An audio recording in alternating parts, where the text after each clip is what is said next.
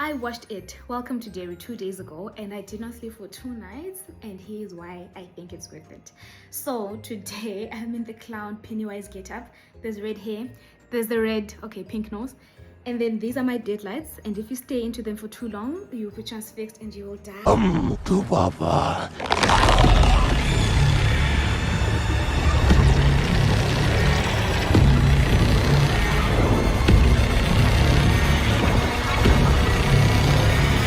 They don't die, you won't die. So anyway, let me talk about my love for horror movies. I like to put a disclaimer, I am a random person on the internet. Do not take anything I say deeply. Like, this is all just vibes. I'm talking about a clown. I'm talking about a clown. Don't take me seriously. And you shouldn't take me seriously because I dropped out of tourism after 2 weeks in grade 10. Why would you take someone like that seriously? Like, just enjoy. Everything is a joke. This is just vibes. It's not that deep. Eva? It's not that deep. Yeah. As a kid, I loved horror movies because they held up a mirror to what we fear the most. And when I found out that screams of monsters are overlaid with the cries of babies so that you feel unsettled as a viewer at home, because our brains are, our brains evolved to not want to hear a child cry because that's like the continuation of our species basically. And the thing about horror movies that I like now as an adult getting deep in these things is this fear that we're confronted with, of loss, of grief, of not being completely ourselves, and the things that we're trying to shut outside being in the home with us. And so now, from a child to now being a young adult, I think the favorite horror films that I can say without a doubt I would recommend to people: Dinquit's Phantoms, which I actually have no idea what that movie is about because I watched this as a kid and I will not watch it again because of how much it traumatized me. But there was a demon there talking or singing, Jesus loves me, yes I know.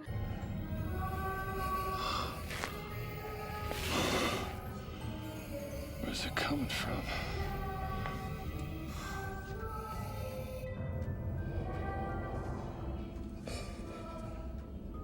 And you just feel this unsettled thing of like this holy song being sang by a demon, and what that tells you about God said he loves every one of his creations, and technically demons are part of his creation. So what does that say? You know, it was so fascinating. So Dinquit's Phantoms, we have 13th Ghost, which explored grief, The Babadook, which explored grief, Midsommar, which explored grief, and The Unborn, which was about how Jewish people were experimented on in Nazi Germany. And you know, they used to experiment on twins. If you stab a twin in the hand, can the other one feel it? And things like that. And then those one child died, and now this continues in the lineage. It was insane. Okay, it was amazing, right? So I love horror films because of that. And I would be amiss if I did not mention Us and Get Out, Jordan Peele black horror films that were a mirror on racism and how that is a horror for black people. You don't need horror movies as a black person or as a woman, and the perfect trifecta being a black woman, because you live in the world every day, my babe. Just get out of the house and you'll see what horror is. All these films had an element of the unnatural that was enough to put a separation between reality and what's happening. I mean, who's getting brain transplants? Even in Sinners last year, there's a degree of surrealism that if you don't want to deep it, you won't, because it's just vampires, right?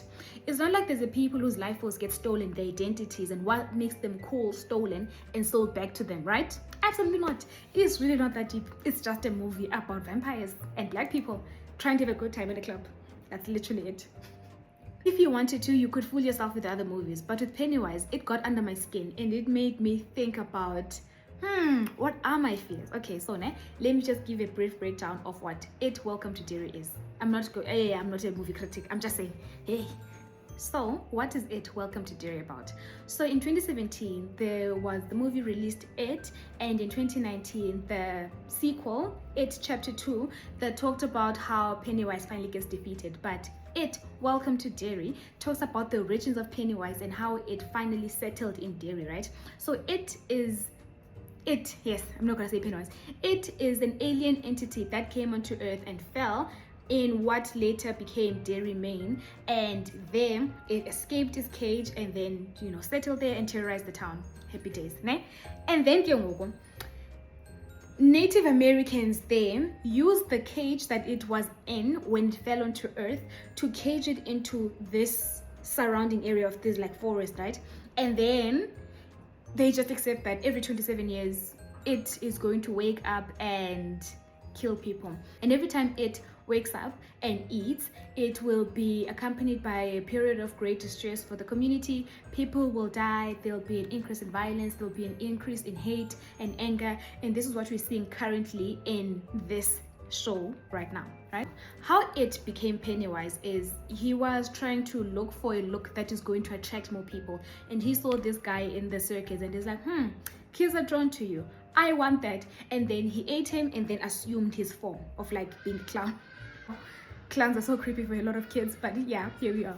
So now this current period where we are, it's been 27 years. The clown is going to wake up and go in his rampage, but there's the US military that is trying to wake up the clown, the entity, so that it can instill fear in America to have people under control, right? So the US military wants to wake up Pennywise, the entity, so that it can instill fear on the rest of America. And you have to keep in mind the time period in history that this takes place in. Women want to have rights, black people Negroes, that's what he said, black people want to have rights as well. And then it was like women want to have rights, black people want to have rights, and they're fighting Russians. So it's like, guys, we are fighting a war in the domestic front of like these people who need to know their place and know that we are their masters. They want to have their own rights, but we also have this external enemy, Russia, that wants to kill us all in this Cold War, whatever. And it's like, okay, fine, let us handle the domestic front of these people wanting rights with waking up this entity, and then have our people too scared so that we can rule them, basically, and then they can focus their war on Russia, right? So this was happening.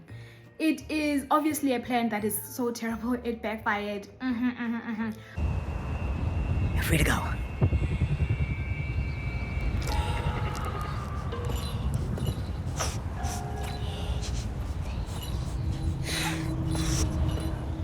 I know you.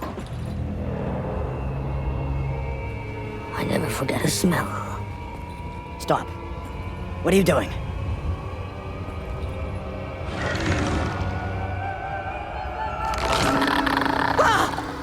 How do you see it? Stay back! Stay back! God damn it, I will teach you. But what I want to focus on is how the things that came to mind when I was watching this. It struck me as very fascinating that there's an alien clown in town, and yet people might not be scared of that clown. They're scared of what's at home. There's a child who wants to escape his father so bad that death is a better fate for him than going back to his father. There's a woman who, at the height of Pennywise hunting people, is more scared of the husband at home rather than the clown that's about to eat people. And that's just made me realize that sometimes the horrors are the friends and family we made along the way. The horrors are at home. We have monsters at home. We don't need to watch this on TV. So the whole point of Pennywise is that he does not create fear. He feeds into it. He burrows into the deep recesses of your mind and sees what your fear is, and he manifests it. Which means, again, there's horrors and monsters at home. You don't need you, Pennywise. Already.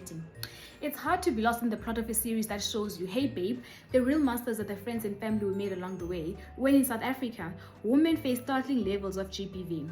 It's not theory when women say the real monsters are the people we know, because sometimes it feels like a matter of when, not if you'll be sexually objectified, sexually assaulted, or even killed by a man.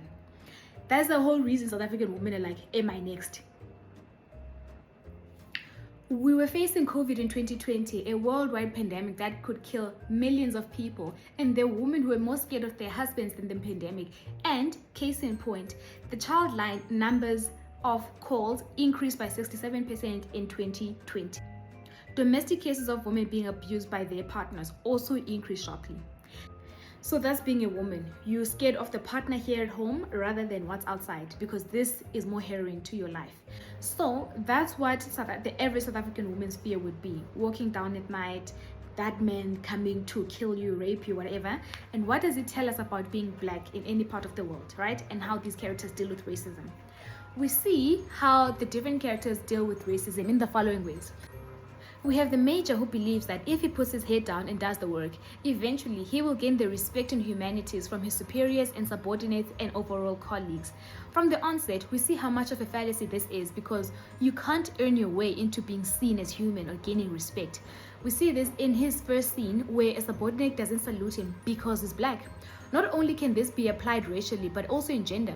You can't patriarchy princess your way into gaining respect. Women who perform generals don't get respected because of their performance. It just proves the point of the original idea that women are just meant to be in the kitchen. We get the other type of black person in the face of power, the fighter. His wife was involved in the movement, I'm assuming the civil rights movement, and that is something that deeply bothers him. He is the type to, he's the type to say, let me put my head down and work so that people can respect me. Where she's like, these people are not going to respect us. They don't see us as humans. We have to fight to take our place at the table. But again, he's a person who wants to be recognized on merit rather than making waves. And just on that point, I would like us to review on how that has gone in history. In the US and in South Africa, black men were drafted into wars that weren't theirs to fight. They were bodies in an expansion of empire that saw them as tools. These men, when they came back to a racist, segregated country, were not rewarded for putting their lives on the line for the empire. They were quickly reminded of who they were and where they belonged. Trying to earn the respect, admiration, and love from someone rarely works. You can't earn humanity. It's either they say it from the jump or they don't. Every right black people, people of color, or women have ever won came through anger, through burning the systems that were created to not serve them, but to extract from them. People like his wife, the Black Panther movement, the ANC, and youth of all these marginalized communities fought hard for these rights to be earned. Another type of black person I saw in this film portrayed is the black person who knows that the system doesn't work for them, that the system was created to extract from them and it was not meant to benefit him. He's not fooling himself over this, but I mean, you may as well play the part for your survival. Get the purse and have a soft life even though you know you're disposable. Another aspect I saw in the series was the pitting together of two minority groups against each other for the recognition of who's more human than the other. We see the Native Americans try to keep Pennywise locked in the fortress that they created, but we see black people being used as pawns to go against the Native Americans. This reminds me of the apartheid system in South Africa, where minority groups were ranked on who is more close to humanity. And the further away you were from being white, then sorry to you. And those are black people. Black people at the bottom. Sorry to us. In present-day South Africa, we can see it in the friction between colored people and black people on who gets to be human, who gets to have respect, who gets to have land. And in America, we see it in the Asian people who fought for the abolishment of DEI in universities, something that was to their detriment, but as long as it was going to harm the black people, or they aligned themselves closer to whiteness than to being a minority. This show doesn't allow for you to escape. It also makes you think about your own fears, your own traumas, your own Pennywise inside. If Pennywise were to come, what would he manifest as your fear? And yeah, if season 2 were to come out, I would definitely watch it, because even though I'm a coward who cannot sleep after watching horror movies or series, this was worth it. Their way in the world to love. They swallowed the pills and they lost their fear, but nothing they hoped to find is here. They joined the service and left their town. Now they live here.